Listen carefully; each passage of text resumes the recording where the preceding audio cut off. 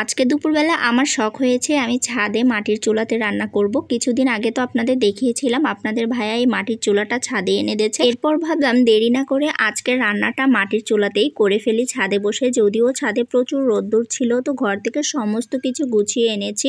তো এখানে আজকে আমি রান্না করব বরবটি দিয়ে এই যে কই মাছ এবং পাঁচমিশালি মাছ, আর ওদিকে লাউটা ভাজি করব। ঘর থেকে সমস্ত কিছু গুছিয়ে গাছিয়ে এনেই বসেছি। আজকে আমি ভাজি এবং তরকারিতে এই যে বড়াটা ব্যবহার করব, মানে কুমড়ো বড়া। তো যাই হোক, এখন চলুন রান্নাটা করেই ফেলি।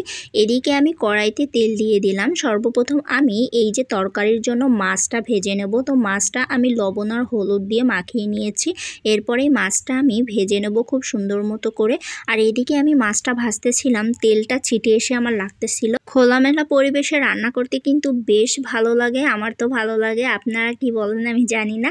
তো আমি এখন মাছটা ভেজে নিচ্ছিলাম। আসলে যখন রান্না করতে এসেছিলাম তখন কিন্তু ছাদে রোদ্দুর ছিল না, আস্তে আস্তে করে রোদ্দুরটা চলে এসেছিল। আর করার সমস্ত কিছু গুছিয়ে যখন এনেইছি ছাদে রান্না করার জন্য, যতই রোদ্দুর হোক না কেন রান্না তো আমার করেই যেতে হবে। তারপর আমি একদিকে ভিডিও করতেছিলাম আপনাদের সাথে শেয়ার করব তাই, আর আরেকদিকে খুব তাড়াহুড়া করে রান্নাটা করতেছিলাম। আর এই যে মাছটা ভেজে নিলাম, এই মাছগুলোকে আমি খুব বেশি কড়া করে ভাজবো না, যেহেতু তরকারি রান্না করব তাই অল্প করে ভেজে নেব, মানে কোনো রকম একটু তেলে হালকা ভেজে নেব। তারপর আমার মাছগুলো ভাজা হয়ে গেছে, এখন আমি এই মাছগুলো তুলে নিলাম। মাছগুলো তুলে নেওয়ার পর যে তেল থাকবে অবশিষ্ট, সেই তেলের ভিতরে আমি এখন কুমড়ো বড়া ভেজে নেব। শীতের সিজনে কিন্তু এই কুমড়ো বড়া দিয়ে তরকারি খেতে বেশ ভালো লাগে, আমার তো খুবই ভালো লাগে। বিশেষ করে লাউয়ের তরকারি বা অন্য যে কোনো তরকারিতে দিলে কিন্তু এর স্বাদটা বেড়ে যায়।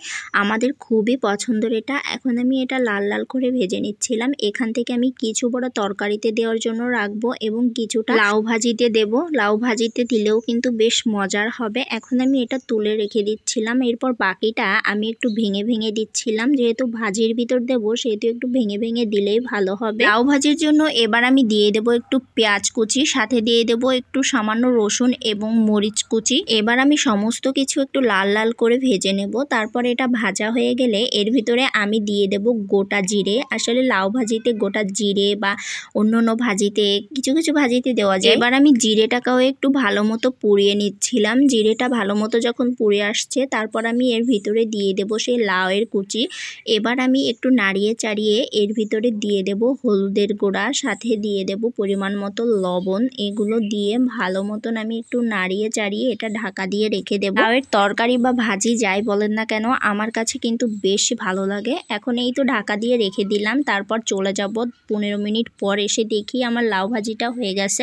এখন একটু নাড়িয়ে চাড়িয়ে এটাকে আমি এখন নামিয়ে নেব। এই যে লাউ ভাজির ভিতর চিংড়ি মাছ দিলেও কিন্তু বেশ মজা লাগে। তো যাই হোক, আমার কাছে চিংড়ি মাছ ছিল না, এর জন্য দিতে পারিনি, তাই কুমড়ো বড়া দিয়ে ভাজিটা করে ফেললাম। এবার আমি লাউ ভাজিটা নামিয়ে ফেললাম। লাউ ভাজিটা ব্যাস হয়ে গেছে। এবার একই কড়াইতে আমি একটু তেল দিয়ে তারপর আমি সব ধরনের মশলা দিয়ে দিলাম, পেঁয়াজ বাটা, রসুন বাটা, জিরা বাটা এবং দিয়ে দেব মরিচের ফালি। এবার আমি এটা দিয়ে তরকারিটা রান্না করে নেব। মশলাটাকে ভালো মতো কষিয়ে নেব। আজকে আমি আর ফুরানি বাটা রান্না করতে গেলাম না, একদম কাঁচা মশলাই রান্না করতে চলে আসলাম। একে একে এর ভিতরে আমি হলুদ এবং লবণ সমস্ত কিছু দিয়ে দিলাম। এবার মশলাটাকে ভালো মতো কষিয়ে এর ভিতরে একটু পানি দিয়ে এখন আমি এই সবজিগুলো দিয়ে দেব।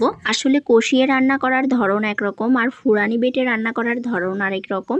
তো যাই হোক, আজকে আমি যেহেতু কাঁচা মশলায় রান্না করতেছি তো আমার রান্নার ধরনটাই অন্যরকম। আপনারা কে কেমন রান্না করেন সেটা আমার জানা নাই, তবে আমি যেভাবে রান্না করি সেটাই আপনাদের কাছে শেয়ার করছি। এদিকে আমি মশলাটাকে আরেকটু কষাতে থাকবো, আর ওদিকে চলেন দেখাই ছাদে কি পরিমাণ রোদ্দুর, আর এই রোদ্দুরের ভিতরে আমি রান্না করতেছি। তো যাই হোক, আমার মশলাটা কষানো হয়ে গেছে। এবার আমি এর ভিতরে পরিমাণ মতো ঝোলের পানিটা অ্যাড করে দেব। ঝোলের পানিটা দেওয়ার পর সেই সাথে আমি এখানে কুমড়ো বড়া এবং মাছগুলো দিয়ে এবং ঢাকা দিয়ে রান্না করে নেব। এই তো ব্যাস হয়ে গেছে আমার তরকারি। এখন এটাকে আমি নামিয়ে নেব। যদিও ছাদে প্রচুর রোদ্দুর ছিল, তারপরেও আমার এই রোদ্দুরের ভিতর রান্না করতে কিন্তু বেশ ভালো লেগেছে, আর আপনাদের সাথে সেটা শেয়ার করতে পেরে তো আরো ভালো লেগেছে।